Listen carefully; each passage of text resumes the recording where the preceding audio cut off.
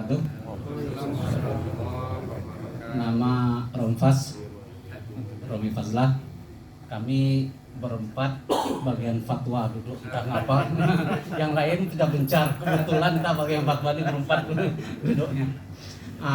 Pertama, himbauan kalau untuk komisi-komisi nanti yang mencari ustadz dan lain sebagainya, tolong sebelum acara kita sampaikan profil pembawa narasumbernya.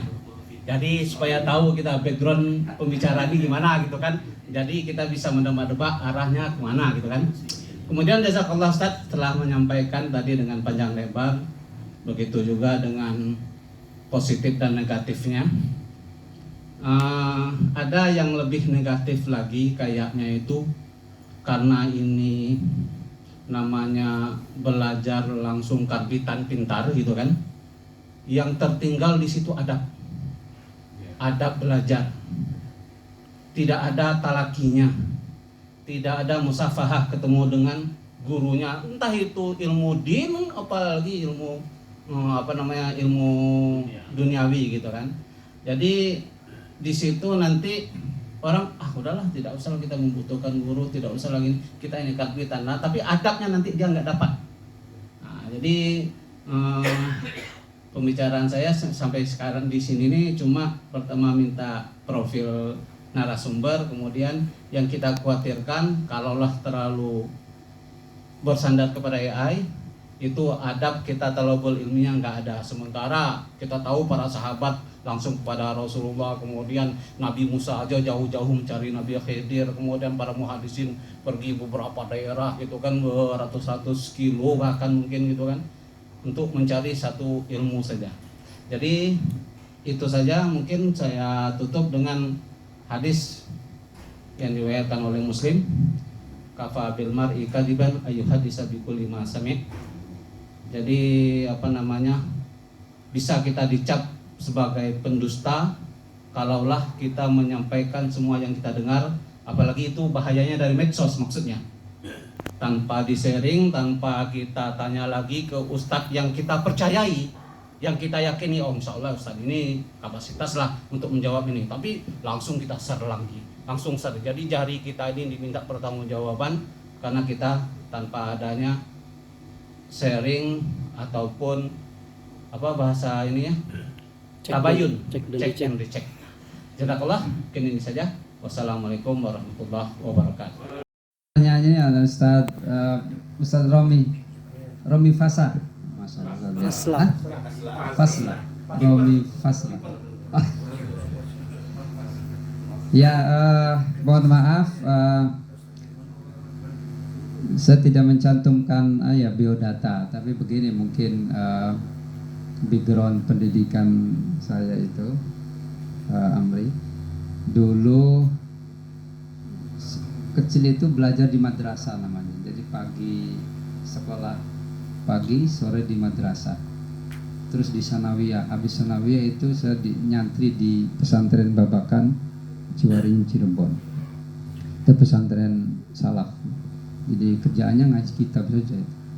Ngaji kitab. Ya apa yang di kitab-kitab fikih, kitab-kitab bahasa Arab dari mulai fikihnya dari mulai Safina, Takrib sampai Fathul Mu'in itu dipelajari. Yang bahasa Arab ya dari mulai Qaidul I'lal, dari Jurmiyah, dari Alfiyah, dari Imriti, begitu 3 tahun. Ya tafsir hadisnya segala. Habis itu saya pindah ke Krapyak, jadi di Yogyakarta, nyantri dan kuliah di sana. Jadi ada di Krapyak dan di Pandanaran. Jadi kalau di total saya di pesantren itu kurang lebih 20 tahun. Jadi saya baru pindah tidak di pesantren itu setelah pindah di Bengkulu. Jadi setelah baru ke Bengkulu saya tidak di pesantren, tapi tetap di kampus. Jadi memang itu sekilas ya, ini bukan untuk bukan untuk menyombongkan, tetapi untuk tahadus bin nikmah. Jadi tahadus bin nikmah, biar betul itu adab itu sangat penting Jadi adab ilmu, bahkan kalau saya ngaji kitab itu, kitab apapun, selalu adabnya itu selalu kita berikan Fatihah kepada mu'alif, kepada pengarangnya. Cuman karena ini AI ini mau Fatihahnya kemana ya? Sama John McCarthy ini ya. Kalau kita hadiah Fatihah nggak nyampe kalah. Jadi tapi tidak apa-apa, itu masukannya Pak Romi, ini menjadi salah satu masukan yang sangat positif. Jadi biar kita saling berbagi ilmu, berbagi pengetahuan, dan keilmuannya kalau saya lihat dari ijazahnya itu Bapak Ibu, kalau yang pertama itu memang satu dulu bahasa dan sastra Arab, terus baru saya belajarnya itu agama dan filsafat. Nah, baru yang di S3 itu peradaban Islam. Jadi kembali lagi jadi mencakup semua bidang-bidang ilmu. Nah, karenanya sebetulnya kajian-kajian ini sangat senang saya kalau ada diskusi, kalau ada tukar pikiran dengan hal yang seperti ini. Misalnya saya contohkan hadis yang kita bunyikan, yang kita lafalkan itu, nah itu beliau itu pas, kalau beliau itu bisa menjadi gurunya. Kalau di riwayatnya itu Imam Bukhari, berarti beliau juga pernah belajar sama Imam Bukhari meskipun hanya membaca hadisnya. Karena Imam Bukhari itu juga dia belajar sama Imam pertama Imam Muslim itu belajar sama Imam Bukhari.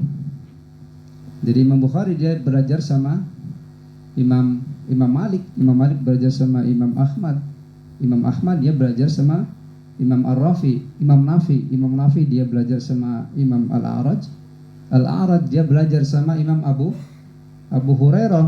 Nah baru Abu Hurairah belajar sama Rasulullah. Jadi memang kalau kita baca hadis juga paling tidak itu kita pernah bersinggungan dengan hadis-hadis. Sama juga kalau Bapak belajar fikih juga begitu. Jadi sanad keilmuannya itu, makanya ini sanad keilmuan itu begitu penting. Nah, terus ya adabnya itu juga memang begitu sangat kental. Makanya ketika ada narasi di mana itu di TV ada menganggap pondok pesantren yang waduh banget ini. Jadi sebetulnya itu nilai-nilai itu penuh dengan akhlak, etika dan adab. Jadi, tidak bisa orang yang beradab itu pasti dia orang berilmu, dan orang yang berilmu pasti dia beradab. Jadi tidak dipisahkan antara ilmu dengan adab. Makanya kalau ada pertanyaan lebih baik ilmu apa lebih baik adab, nah, dia itu salah pertanyaannya. Karena ilmu dan adab itu tidak bisa dipisahkan. Orang yang berilmu pasti dia beradab, dan orang yang beradab pasti dia berilmu. Makanya ketika Bapak Ibu ketundukan, itu berarti beda orang salamannya orang yang berilmu dengan yang tidak berilmu. Orang yang berilmu dan beradab. Nah, makanya ini juga menjadi motivasi bagi kita untuk menggaungkan. Saya setuju harus ada ilmu dan adab itu bisa berjalan bersama-sama. Mungkin ini Pak Rompas. Terima kasih pertanyaan.